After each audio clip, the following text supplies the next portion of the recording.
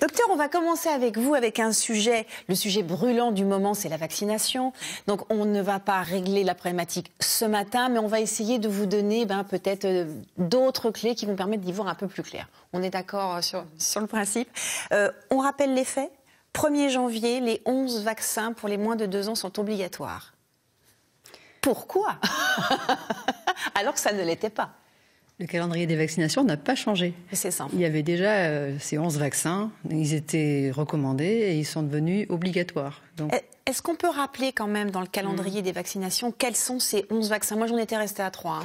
Donc le DT polio, ça c'est ceux qui étaient obligatoires. Ouais, le classique. Après voilà, en même temps on va faire 6 vaccins. Diphtérie, tétanos, polio, coqueluche, hémophilus, hépatite B. Et puis on va rajouter une deuxième injection, pneumocoque. Ah oui. Donc le bébé va recevoir 2 injections et ça va le protéger contre 7 maladies. D'accord. Et ensuite, on rajoutera un peu plus tard la méningite à méningocoque et puis un peu plus tard encore la rougeole, les oreillons, la rubéole. Et le compte est bon. Et le compte est bon, on est bien à 11. On se pose la question pour des enfants, est-ce que c'est pas problématique pour eux? Ils sont quand même tout petits, c'est une des questions qui va revenir le plus dans l'esprit des gens. Alors ça se passe déjà, il y a 70% des enfants qui suivent ce calendrier. Ça a été bien étudié, c'est ce qui représente la meilleure protection en fait pour, par exemple la coqueluche, c'est intéressant de le faire très jeune parce que c'est là que c'est dangereux. Après, les parents qui sont très réticents, on a un petit peu une marge de manœuvre, on va dire. C'est à l'entrée en collectivité que ça va être Ça va être vérifié et que là, on va demander aux parents de s'y mettre et ils auront 3 mois pour... donc c'est 3 ans l'entrée en collectivité à l'école, c'est 6 ans si on fait sauter la maternelle à son enfant. Et puis, ou alors la crèche, c'est bien avant.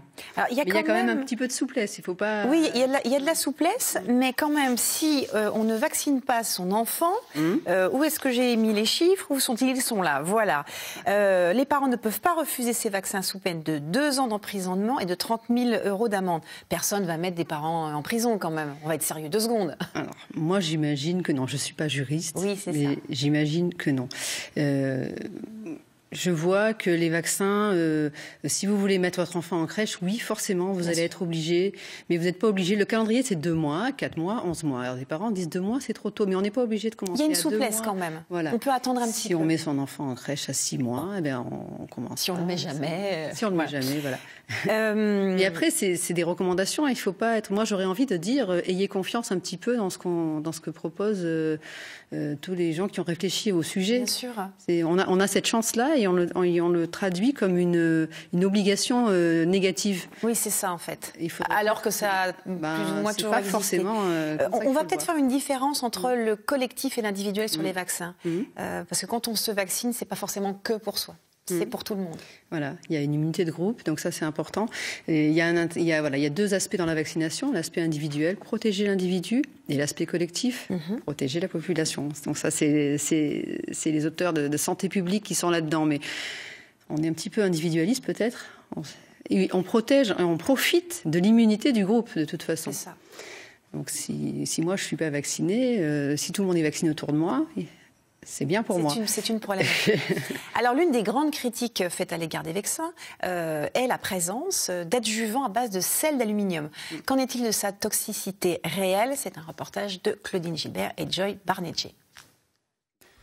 L'aluminium, présent dans la majorité des vaccins, pourrait être toxique dans certains cas, selon une étude scientifique. Ce métal toxique pour le cerveau peut s'y accumuler de façon irréversible et les plus faibles doses ne sont pas les moins toxiques, selon ces chercheurs de l'INSERM.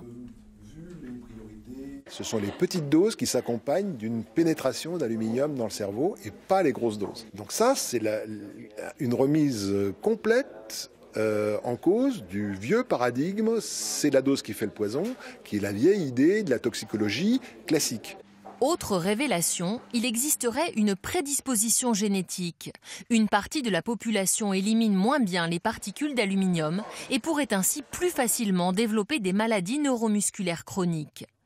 Les partisans de l'utilisation de l'aluminium, eux, mettent en avant son efficacité en tant qu'adjuvant. Au moment de l'injection, il provoque une inflammation, c'est-à-dire le point rouge. Renforcer l'inflammation lorsqu'on injecte un antigène, ça améliore la réponse immunitaire, qui est celle qui est souhaitée quand on se vaccine. Selon le président de l'Agence du médicament, Il s'agit d'une recherche très préliminaire, fondamentale, essentiellement sur la souris, qui ne change rien à l'analyse bénéfice-risque des vaccins qui contiennent de l'aluminium. C'est une sacrée question aussi. Est-ce qu'on peut faire sans aluminium en sachant qu'il y a des vaccins qui n'ont pas d'aluminium, du coup? Alors, il faudrait mettre un autre adjuvant. Ouais. Alors ça, c'est l'affaire des chercheurs et des laboratoires. On va suivre. Voilà. Mais pour l'instant, l'adjuvant, c'est l'aluminium. Donc sans adjuvant, le vaccin marchera mal. Donc aucun intérêt de faire un vaccin s'il marche mal. Ouais. Voilà. Après, cette histoire, c'est très franco-français. Et j'aurais envie de dire, ça fait 60 ans qu'on vaccine avec de l'aluminium aussi. On a protégé des millions de personnes. Il faut voir... les études sont en cours, il n'y a aucune étude qui permet de dire halte là au vaccin avec... Donc en tout cas, il faut suivre le dossier Oui, il faut suivre le dossier, bien sûr. Vous qui êtes quand même spécialisé dans les maladies infectieuses, c'est-à-dire qu'on ne se pose pas la question quand on va à l'étranger. Il y a des pays qui sont plus à risque que d'autres. Les gens sont moins réceptifs. Moins... oui. Réticents, merci Céline. Les gens savent très bien que si ils vont dans un pays tropical, ils seront dans un environnement qui est beaucoup moins protecteur. Céline, elle se demande si elle doit se faire vacciner, c'est ça ce que tu m'as dit? Oui, par exemple, moi j'ai fait mon rappel du DT polio classique, mais c'est vrai que j'ai jamais fait que ça, quoi. Je pense que même à mon époque, on n'était pas obligé de se vacciner contre l'hépatite B, et je l'ai pas non plus. Hein.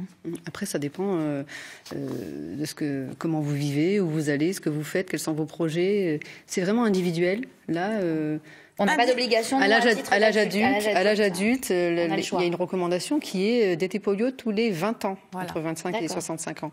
J'imagine que vous êtes dans cette tranche. Oui, c'est ça, je l'ai fait il y a 3 ans. Et ça nous laisse, ça va nous laisser sur une bonne réflexion. En tout cas, merci de nous avoir quand même donné quelque chose pour nous aiguiller.